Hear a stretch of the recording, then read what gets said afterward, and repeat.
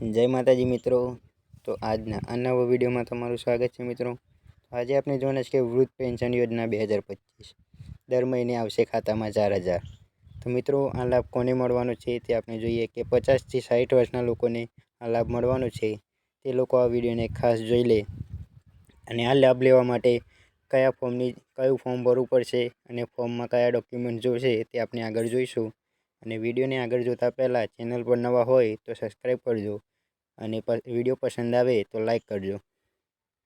તો મિત્રો આપણે આગળ જોઈએ કે જીવનની જરૂરિયાતો પૂરી કરવા અને નાની મોટી ચીજ વસ્તુઓ ખરીદવા માટે 60 વર્ષ કે તેથી વધુ ઉંમરના વરિષ્ઠ નાગરિકો માટે સૌથી મહત્ત્વની સરકારી યોજના છે।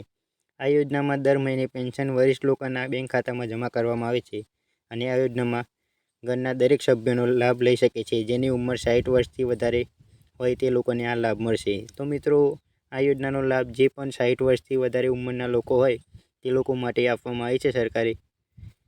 તો આની અંદર જે પણ 60 વર્ષથી વધારે ઉંમરના લોકો હોય તે લોકોને મળશે। તો મિત્રો આપણે આગળ જોઈએ કે આ યોજના હેઠળ 60 કે તેથી વધુ ઉંમરના વૃદ્ધ દિવ્યાંગ વ્યક્તિના કિસ્સામાં 75% વધારે દિવ્યાંગતા હોય તથા તે 45 વર્ષથી વધારે ઉંમર ધરાવતો હોય તે લોકોને પણ આ યોજનાનો લાભ મળશે।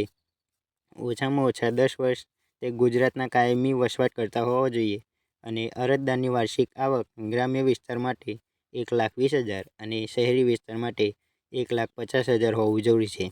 ગ્રામ્ય વિસ્તારના અરજદારો માટે ગરીબી રહેઠાણ BPL યાદીમાં 0 થી 20ના સ્કોરમાં સમાયેલ હોવો જોઈએ। તો મિત્રો આની અંદર એમ કહેવા માગે છે કે જે દિવ્યાંગ વ્યક્તિ હોય તેની ઉંમર 45 વર્ષથી વધારે હોય અને 75%થી વધારે તે દિવ્યાંગ હોય તો તેને આ યોજનાનો લાભ મળશે અને તે વ્યક્તિ ભારતનો નાગરિક હોવો જરૂરી છે।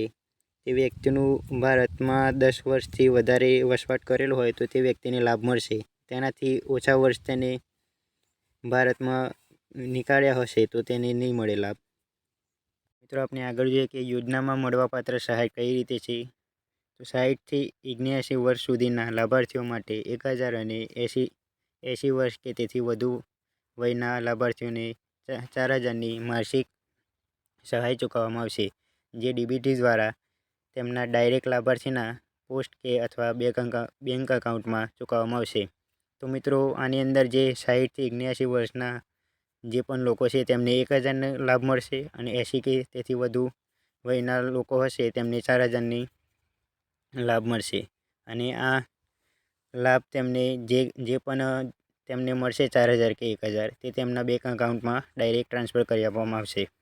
તો મિત્રો આપણે આગળ વાત કરીએ કે આની અંદર ફોર્મ ભરવા કયા દસ્તાવેજો એટલે કે ડોક્યુમેન્ટ્સ કયા જરૂર પડશે।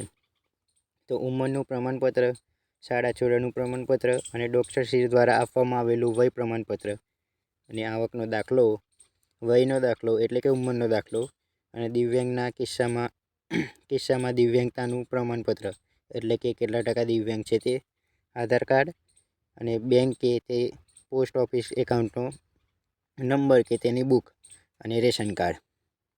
તો મિત્રો આપણે આગળ જોઈએ કે અરજી કેવી રીતે કરવી। મામલતદાર કચેરીથી આ અરજી ફોર્મ વિનામૂલ્યે મેળવી શકશો।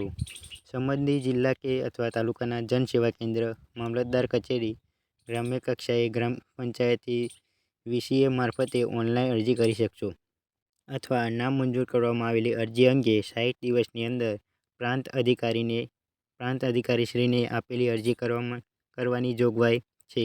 લાભાર્થીઓનું અવસાન થતાં અરજદારના વારસદારે મામલતદાર કચેરી જાણ કરવી અરજદારની સહાય બંધ કરાવવાની રહેશે। તો મિત્રો લાભાર્થીઓનું અવસાન થતાં તેમના વારસદાર હોય જે પણ તેમને મામલતદારની કચેરીએ જઈ અને આ સહાય બંધ કરાવવાની રહેશે। તો મિત્રો આથી વૃદ્ધ પેન્શન યોજના 2025 જે તમારા ખાતામાં 4000 પડવાના છે।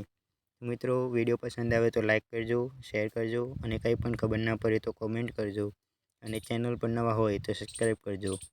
આગળના વિડીયોમાં મળીએ। જય માતાજી મિત્રો।